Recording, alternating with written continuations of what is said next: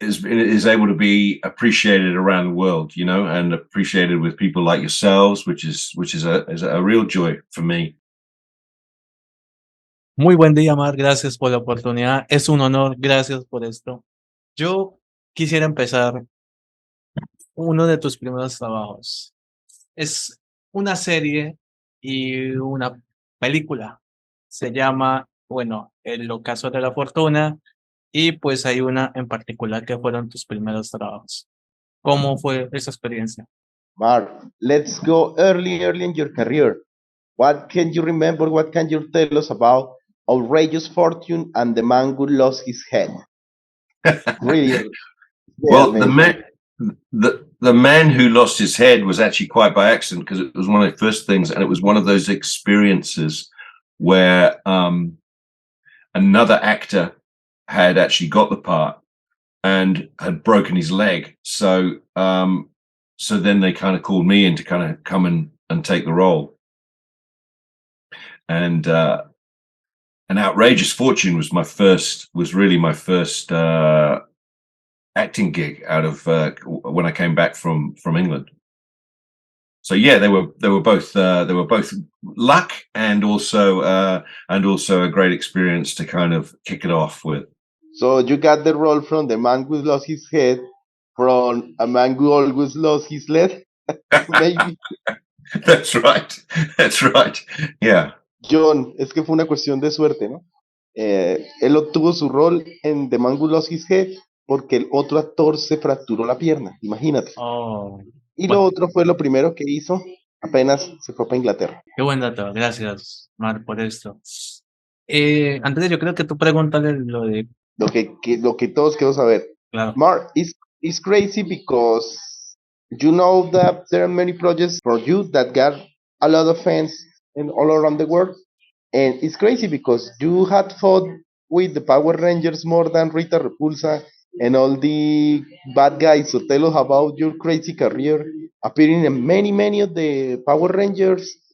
But because we got actors here, in fact, we got Jad Guzman, he's the Red Power Ranger, the Bull from Wild Force. We got, and with you, we got one of the greatest enemies of the Rangers. So tell us about that crazy part of your career. Well, Power Rangers, because it's filmed here, there's a lot of the production kind of works here, so there's a lot of opportunity for New Zealand actors to get on both acting on it and voice stuff. And I do a lot of voice stuff.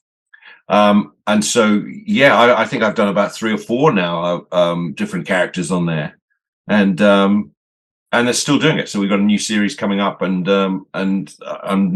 I may or may not be on the new one. So, but it's been a good good experience doing a lot of those voices, because they're so different. Those bad characters are great to play. And talking about New Zealand, man, we got to talk about your role in the trilogy of The Hobbit, man. What can you tell us about? I think it's the most known role. I think so. But tell us more about it, and being Braga. Braga was just that was a joy to play, because we had the set made in the studio. So Lake Town was this huge set that was in the studio in Wellington, and it was nice because it meant that we didn't have to go to locations and stuff like that, so we could stay in the studio. But it was this the lake town had such a great story, I think, in The Hobbit, as it was the catalyst for the dwarfs coming in and all the action that happened. And it was where I met Luke, and had a good time working with him. He was just and that was kind of his breakout role, I think, really. The part that he played, and we got on very well. And yeah, it was just such a great experience in that, and my first real experience of a big Hollywood blockbuster. And I don't think we'd had some idea how big Lord of the Rings was, but just coming into that machine was just, boy, it was next level. And we were wearing all these big cloaks and stuff. So we had all these. It's what the Formula One drivers wear. It's kind of like a suit that has a chill pack on it and just chills you down. So it was great. Yeah, it was cool. Man, you know that trilogy divide people, but I am the side of the people that love that trilogy. Right. Amazing. It's Great. amazing. Man. Great. Yeah. Jhon, gracias. No, con gusto.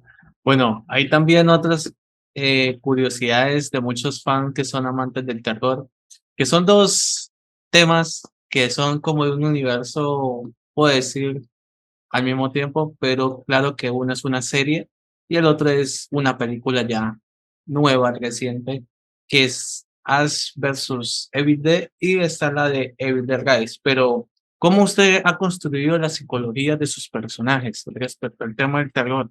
I'm so happy about this question because in the channel we got the loot to talk with Patricia Tolman. Yeah. She's the queen of the witches in the Army of the Dead, and man, you appear in Ash versus the Evil Dead and Evil Dead Rise, and you know that both projects are called like the ones that brings the amazing universe from Sam Raimi. Man, tell us about being. And by the way, it's becoming now. I know it's early in the year, but it's becoming maybe the best horror movie of this year. No? What a great combat for the saga. Tell us, man, being a part of I both think series. so. I think so. I mean, it was so crazy because it was just before the big lockdown for us for COVID. So we got right to the end and it was a boom, cut down. But I think it was a small cast. It was a really great director with Lee Cronin, who is a really fabulous, and he did a lot of work with all the characters, even the smaller characters. Like we all knew where we came from and what was our story coming into it, and so it was more like much more like a smaller, sitting room, like a drama, than it was just like this big expansive thing. So we all had these relationships that were all about to go crazy in the Evil Dead madness. And I think it was just a really great experience to work alongside Lily and Alicia and and the kids who were just fabulous, because we all got to know each other really well. And I think, and the audiences seem to really love it. They've really seemed to come on board and take it into a different place. I think Lee was very clever in writing a totally different angle on it, putting it in Los Angeles, making it about the main character's women and a family that goes, all goes terribly wrong with, and all the people who are surround that family. So yeah, it was a real joy to be in, and a real joy that it's gone so far as it's gone, because I think it's exceeded $100 million at the box office now, which is a hit for everybody. Two things, man. I'm happy about Lee Cronin because I watched in a very small theater his first movie, that is The Hole in the Ground. Yeah, A really known movie, a really great movie. yeah, And I'm happy that the studios gave it a big break because Evil Dead is a big deal. And man, the Evil Dead, please, even the hardcore horror fans, the one that Yeah. are looking for the most twisted. No, man. Yeah. I think Amazing. that's what makes us happy. Is it's the hardcore horror fans who are, I did a couple of I don't know if you know it, but there's on the Slab Horror Show, there are a couple of guys in Ireland, and they were like big horror fans, and they interviewed me the other day, and they were like saying, look, it's just such a good, it's so great to see Evil Dead back at where it should be, which is, on top of the horror genre. So that's great. Amazing. Jhon, gracias. Ah, eso es lo que queríamos saber, los fans de todo eso. Gracias también. Y hay dos temas también interesantes que mucha gente amante de las series, que eso sí no se debe saltar, son dos historias bastante interesantes. Uno, el de la guerra, de Spartacus. Yo sé que tú hiciste el papel de Eulus, pues obviamente puedo decir de que tuviste el honor de poder compartir algo con Andy Winfield, que en paz descanse, pero hombre, también cómo fue su experiencia interpretando un rol de guerra, pero también otro rol que es de mafia, que es de Five Reich, que es uno de los mejores de Nueva Zelanda. Man, and as an homage, of course, for Andy, tell us about your role. And now it's now a classic, no? How many time has passed since Spartacus, man? But not only tell us about Spartacus, but your role in Filthy Rich. Yeah. Well, Spartacus was that was it's still Rob Tappert, you know, so the same people who made Evil Dead. So that's, you know, and he lives, Rob Tappert, who's the producer, lives here. So and I think Spartacus was, to be fair, nothing had really been shown on television like that, you know. It was really fresh and really new, and a retelling of that old story in a left field kind of way, you know.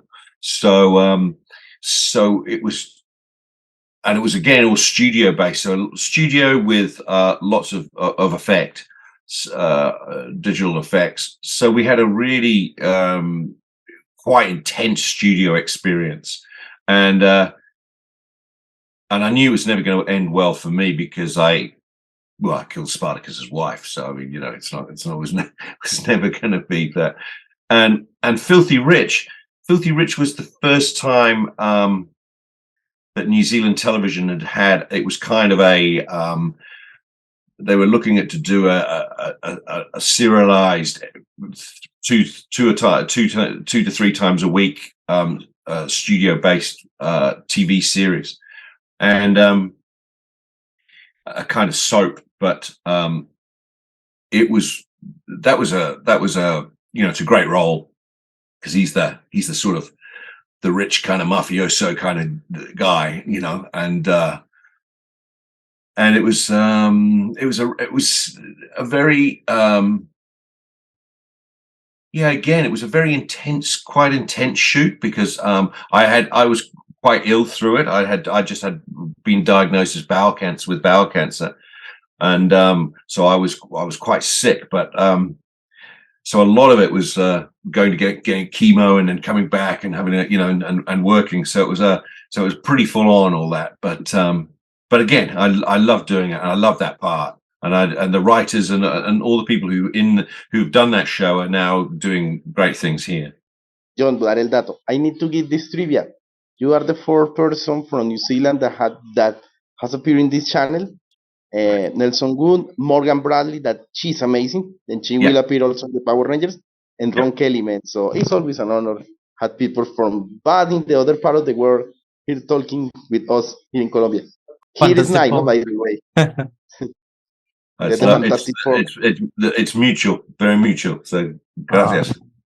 No, gracias. Hay también una historia que le escribió, que es bastante interesante, tremendos goles importantes está ahí, yo la verdad lo felicito, pero ¿cuál es el reto más duro que pudiste afrontar en High Road? Porque créame que es como uno de tus pilares que más te conocen. Man, tell us about the challenge and amazing cast, by the way, of High Road riding it. Well, High Road is my favorite. You know, it's my favorite show I've done, because one, I live next door to my neighbor who wrote it and directed it, Justin Harwood, and so on one level, it was just easy to get out of bed and be on set right out outside our window. So that's where the set was, and that's where we filmed it all, right here. Yeah, High Road was just a blast from the beginning to the end, you know, because Justin, who is the writer, director, and producer, he was in a band called The Chills, and in a band, what was his other band? God, he'll kill me. But he was so he was already a musician kind of thing, and then there was me. So we sort of blended this guy, you know, made up this Terry Huffer character, and that was just a joy to play, because it was funny. It was a lot to do with comedy. You know, it was a comedy really, and I had we were kind of free. We created it. We were filming it. We had all that. We could do whatever we wanted, and I think that freedom made the show work real well. And it was the first. It was the first of the kind of web, because we won best web series in the world at one stage. It went crazy, and we went to LA with it, and we went to. I know we went in Buenos Aires, the web festival there, and we were, so all over the world. It sort of touched an everyman, a kind of universal story, really, and I think that was what it was. That's what it was so good at doing, and all the characters. He's the the inept kind of man that you love, but he's just an idiot at times, Jhon, le digo que nos presente el vecino. Claro. Jhon is writing me here that you had to introduce your neighbor someday here to the channel, man. Great to know that you live next door to that created guy. Yeah. Yeah, he's brilliant. Justin's brilliant. Yeah, he's a clever man. Antes de dar mi última pregunta, tengo que hacerlo, Mar. Vea, hay una experiencia curiosa de mi parte. Antes de que me iba a ver, no me he visto las crónicas de Shannara, pero prometo vérmela. ¿Por qué? Porque no la he visto aún, porque en ese tiempo yo estaba por verme Spartacus. La vi primero. Entonces yo digo, ha valido la pena este momento para preguntarle, men, motiva a la gente para ver las crónicas de Shannara, porque es bastante interesante, porque está también Manu Bennett y está también Austin Butler. Coméntanos un poco esa experiencia, man. I'm waiting for Jhon to write down the name, but this is an anecdote before the last question, because he is telling that in the time that he was going to watch the Shannara Chronicles, he started watching Spartacus, I mean, back on those days. So this is the moment for you to invite people to watch the Shannara Chronicles.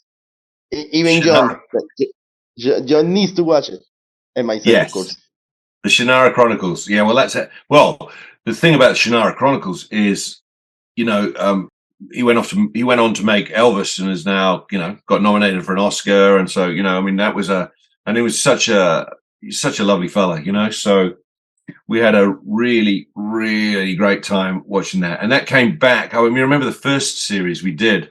I was only in it a little bit, but playing his uncle, which is, playing that, and then they came back the second series, and they were like, there's a much bigger role, because we're going to go and take you, and so it was great, actually. It was a real surprise, but it was a great role to do, and he was he was a real pleasure. I saw an interview that Did he you? was. Yes, I saw an interview of Austin. With Austin?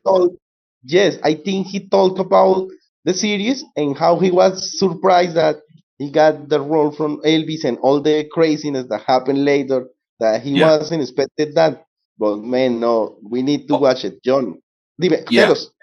Yeah, you do need to watch it. You need to watch the Shannara Chronicles and watch Austin Butler's performance, and of course my performance, because it's like I'm his uncle, he's a good father. It was if the Shannara Chronicles is a great watch. It's a great series, and it's good fun. It's a shame it just couldn't go on further, but I think coming down to New Zealand and working here was tricky too for them all to get here. Jhon, antes de la respuesta final, tú sabes muy bien que fue el proyecto que hizo Austin antes de la nominación al Oscar, y eso nadie se lo esperó. Y él es el tío de Austin en la novela, en la serie. Wow, eso sí es bastante interesante. Bueno, por último, son dos cortos, la verdad, interesantes, de supervivencia. A mí me encanta todo lo que tenga que ver con supervivencia, porque uno alguna vez aprende en la vida de algo y se acuerda cómo fue experimentar Green y Blue and Gold. And finishing it's crazy because we try to showcase everything from the people here, and we got a special place for the short films, man. And tell us about Green and Blood and Gold. I watched for the first time Blood and Gold last night. I hadn't seen it. And I was quite shocked, actually. I was like, wow. But it was written by a good friend of mine, and she Jodie came to me and said, look, he's a terrible character. He does terrible things to this girl, but I think you can, you're the guy to play it. And we'll film it down in the South Island, and there's not much dialogue. It's just it's this atmospheric kind of little short. And so I said yes, and the rest is history. And I think it was really the stepping stone for her to make a feature film. So that may yet come. Green was I mean, that was just such a lovely story of a father and a daughter,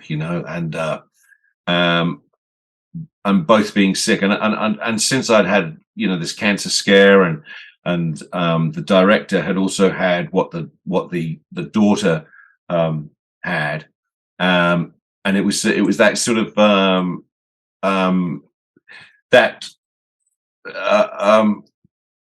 that film about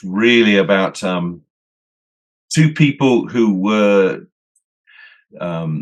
detached, but wanted to have closeness, and wanted to have, and they do that by smoking some marijuana, and all the boundaries, and all the everything goes, and between them. And I think it was just so lovely, so well written, and so beautifully just thought through. And I had a great time working on that. It was a really lovely little film, lovely little short film, and it's done well around the world. Actually, it's been a good little thing to go into festivals and stuff.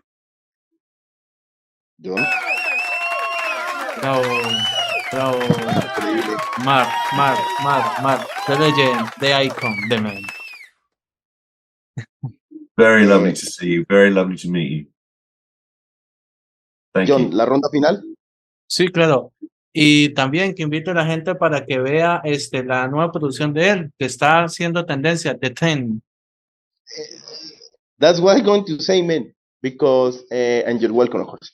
As the camera is yours for you to tell your social media so people can follow you. It's a bit hype, but yeah, man, it's crazy because I was talking to Jhon.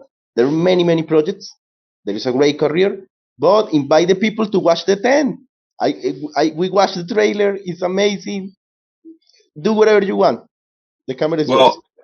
Well, it's just it's lovely that one of the lovely things that I do like is that a career like mine is able to be appreciated around the world, and appreciated with people like yourselves, which is a real joy for me, because when you're making things, you don't always know where they're going to end up and who's going to see them.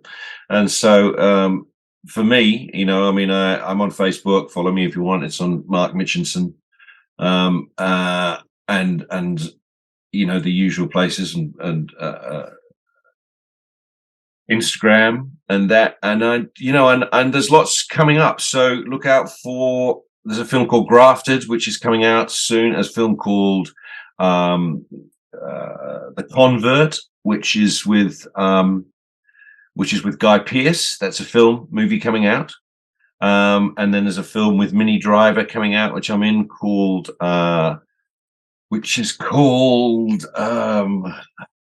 One Winter. And then I'm in the second series of Our Flag Means Death with Taika Waititi.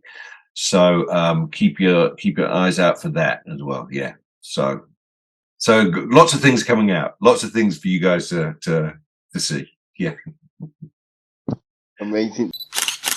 Mar, gracias por esta oportunidad.